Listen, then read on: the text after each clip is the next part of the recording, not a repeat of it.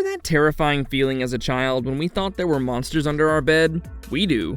It's no wonder that popular media is filled with these creatures, as we just can't seem to get enough of them even as adults. There's one monster in particular whose gargantuan size and equally ferocious prowess have rightfully earned it the title of the King of Monsters. Ever since its debut in its eponymous film of 1954, Godzilla has not just dominated its fellow monsters, but also the popularity charts across generations. This giant overgrown nuclear lizard has become as big a pop icon as there can be. Over the years, the beast has taken a life of its own, with 33 films produced by Toho, 5 American movies, and countless appearances in TV shows, animated adaptations, comic books, and novels. What makes Godzilla special is that it's not just a rampaging monster, but also a metaphor for numerous things. For instance, many believe that the earliest iterations of this monster and the films that it featured in were evocative of Japan's failed ventures in the Second World War. Godzilla and its nuclear powers were allegedly supposed to be America, who had been provoked into war and then had laid waste to Japan through nuclear bombs. Later films adopted a much softer tone to them, thematically portraying Godzilla as some sort of anti-hero protecting the Earth and humanity from other monsters. Most recently, we received the 33rd Godzilla movie produced by Toho called Godzilla -1. In this movie, Godzilla is portrayed as a proper monster who seeks nothing but the destruction of humanity. Unlike its American counterpart, who's portrayed as a misunderstood protector, Takashi Yamazaki's interpretation of the monster is a straight menace to society. Let us not mince words here. This Godzilla was evil incarnate. Despite being absolutely obliterated, we're left with a cliffhanger ending that suggests that it's not the last we've seen of this monster. And we don't mean the lump of flesh, which is clearly regenerating at the bottom of the ocean. In today's marvelous video, we'll be discussing the black bruise seen on Noriko's neck at the end of the movie, and what its true meaning and impact of the franchise might be. Noriko is seemingly killed by Godzilla prior to the final battle. However, after the final battle, Shikishima is informed that she had survived her ordeal and was recuperating in a hospital. The movie looks to be ending on an optimistic note, with the family finally reuniting and given a second chance at making it together. However, there's a final ominous moment before the curtain falls, which shows that even though Godzilla had been vanquished, it had left a parting gift upon Noriko's skin. This scene, which is barely a couple of seconds long, has sparked wild fan theories and debates over the internet and forums, as everyone awaits a sequel to the film. We'll be shedding light on this from every angle in this video, so that by the end of it, you can make up your own mind whether the scene was just a red herring or something far more sinister. So without wasting any more time, let's dive right into the topic of our video today and begin dissecting the mysterious Godzilla skin disease. Let's begin.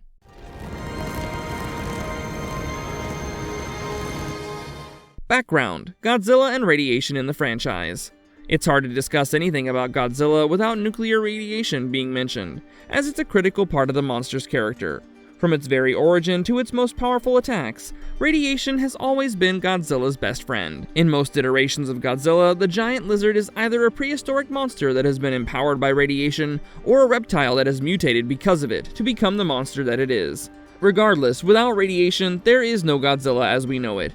There is, of course, a more philosophical relationship between the two, with Godzilla being used as a metaphor for the nuclear bomb that ravaged the two Japanese cities, Hiroshima and Nagasaki, during the Second World War. The iconic atomic breath, which is Godzilla's most iconic power, is nuclear-powered, meaning, for an ordinary person, if the breath doesn't incinerate you, the radiation most certainly will. While the scenes of devastation caused by Godzilla do become fallout sites, the half-life of the radiation exuded by the monster is surprisingly short. The longest recorded half-life for radiation caused by Godzilla is 20 days, and that honor belongs to the original Shin Godzilla. In the IDW Legends comic book series, there's an instance when a man dies of cancer after getting exposed to radiation when he climbs Godzilla's back. One must note that radiation poisoning is not death magic, where people die the very second they get infected. Moreover, Godzilla is known to actively absorb radiation as it fuels him, so that would make the area around him surprisingly less irradiated. However, this depends once again on which version of Godzilla we're talking about. The original Godzilla of 1954 and the first Shin Godzilla were responsible for irradiating everything that they came in contact with, while the legendary Pictures Godzilla seems to give off radiation that is actually beneficial to the Earth. The Godzilla from -1, however, seems to fall into the former category. When the doctor puts the Geiger counter over the child's toy, you can see the Geiger counter shoot up to -1, proving this point. Further, the bruise on Noriko was initially thought to be radiation poisoning, as it looks similar to the markings found on the survivors of Hiroshima and Nagasaki. In any case, if people find themselves caught in Godzilla's attack, we would be more worried about being crushed under its feet or the falling debris before we had time to be concerned about radiation poisoning.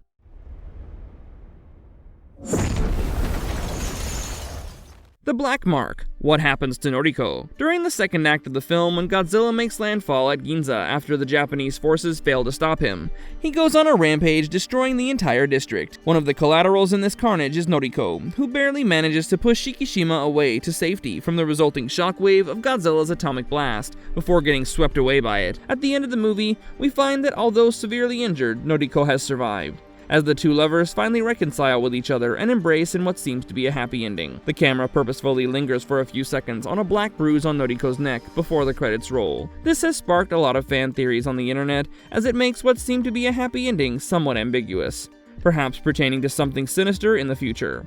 At first, the obvious conclusion that most fans reached regarding this matter was that it was radioactive in nature due to her having just survived a literal mini-nuclear blast. However, what we believe, just like a lot of others out there, is that the lesion on her skin is caused by no radiation sickness, but what are known as G cells. It's believed by some that Noriko's survival is no mere miracle, and that she's being kept alive by these G cells somehow, which are gradually going to mutate her. Fans of the series will know that this is not as outlandish as it sounds. We've had humans in the past who have turned into human kaiju hybrids coming out of its tail. Noriko could easily be evolving into -1's version of something similar. Director Takashi Yamazaki confirmed in an interview that Noriko is indeed afflicted with G cells. Despite no further explanation or commentary being provided regarding the matter, this confirmation itself is huge because G cells have appeared in the films before.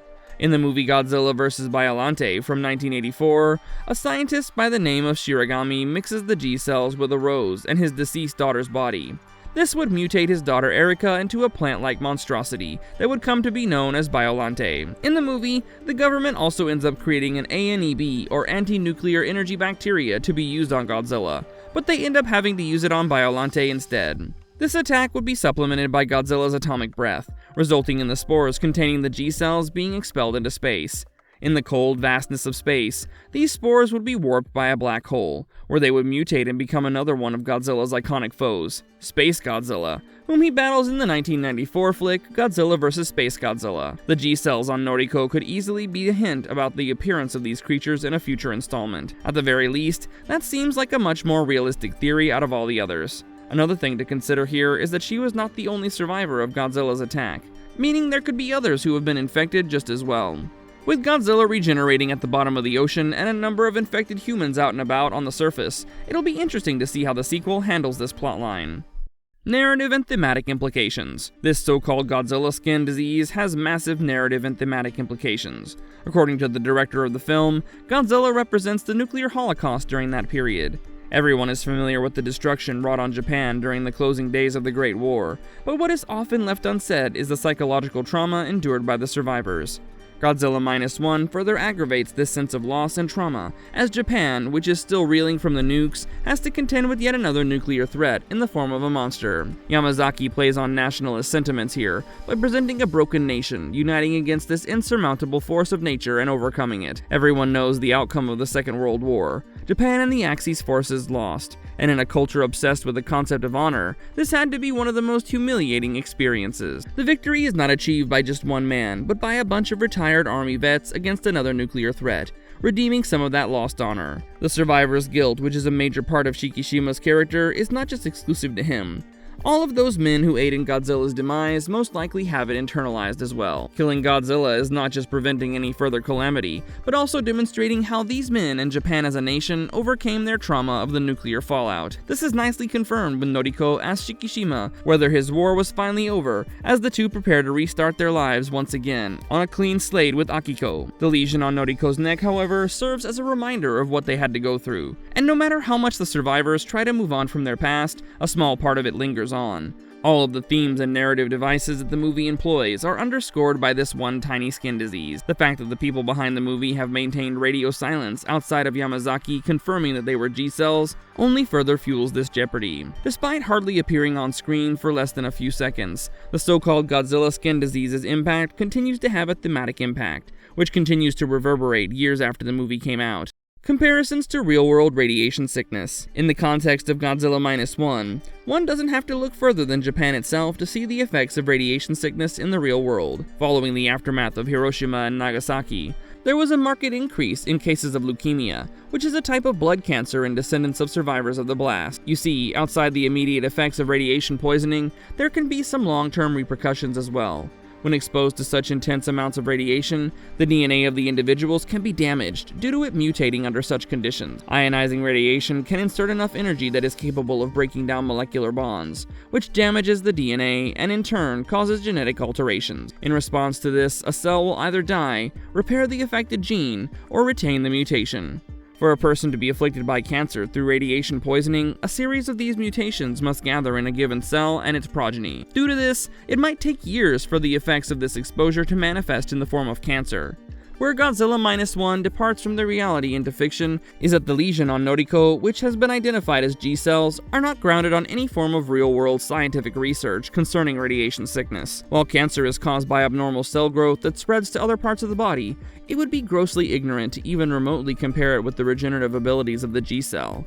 There's no real similarity between the two, other than the fact that both are the result of being exposed to radiation. On a broader spectrum, victims of radiation poisoning also display initial symptoms such as nausea, vomiting, diarrhea, weakness, fatigue, and even confusion, none of which were displayed by Noriko in the film. Although the film plays heavily on its country of origin's tragic past with nuclear disaster, we have yet to see a direct correlation between the two in terms of nuclear poisoning. Despite being a monster franchise that deals with lots of death and destruction, for whatever reason, this aspect of the film has rarely been explored in detail in most Godzilla movies.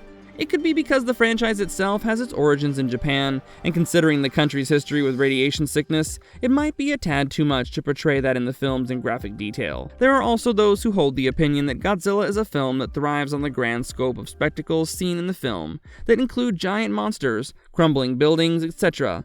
Therefore, to insert radiation poisoning, which has a darker theme, which is more grounded in reality, might change the entire tone of the movie. If we do get a sequel to -1, it would be really cool to see this being explored further. Until then, we can merely wait and speculate. Marvelous verdict. At the end of the day, what we can say for certain is that we have not yet seen the last of Godzilla. According to Minami Hamabe, the actress who plays Noriko, she jokingly insisted that her character could take over Godzilla's role in the sequel. Whether this comment was made entirely out of jest or has some sprinkling of truth in it, we'll only know when the sequel comes out. Sakura Ando, who plays Sumiko in the movie, took this a step further and went on record saying she would be jumping like this Spider-Man type woman taking down Godzilla. We also know that director Takashi Yamazaki's next project is already being filmed.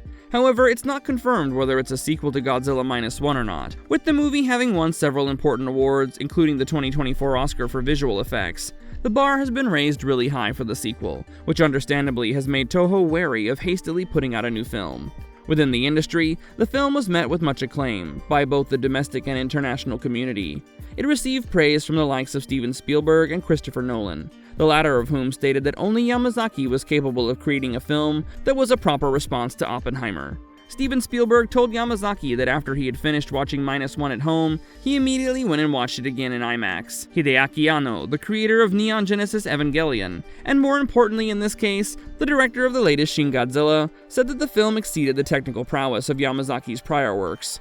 Meanwhile, Gareth Edwards, director of 2014 Godzilla, said that he was jealous of what Godzilla -1 had turned out to be. Furthermore, heavyweights like J.J. Abrams, Guillermo del Toro, Dave Filoni, Bong Joon-ho, and Jon Favreau have all showered the film with their praises. Compared to some of its other Hollywood cousins, Godzilla -1 was made at a much lower budget, but blew everyone out of the water. In fact, the director and Toho have kept the exact monetary figure a secret due to fear that Yamazaki will be asked by all future employers to make a movie using just such limited funds. While it has been met with its fair share of controversies, for instance when a Korean news outlet accused the film of glorifying kamikaze pilots, These have been just mostly background noise. To fans of the Godzilla franchise, this was a return to form for one of the most storied franchises in existence. You've heard from us, the cast, and the internet about what the future could hold for Godzilla Minus One, but now we want to hear from you as well. In the comments, tell us what you think is the significance of Noriko's mark on the sequel and the franchise as a whole. We'd also love to hear what you'd like to see in a sequel if Toho ever greenlights one in the future. For now though, our time together has come to an end. If you enjoyed this video, be sure to check out the rest of our channel. We cover all your favorite movies, anime, and TV shows, so there's always something for everyone. Thank you for sticking with us right to the end of this video. We hope to catch you soon on the next one. Until then, stay safe and stay marvelous.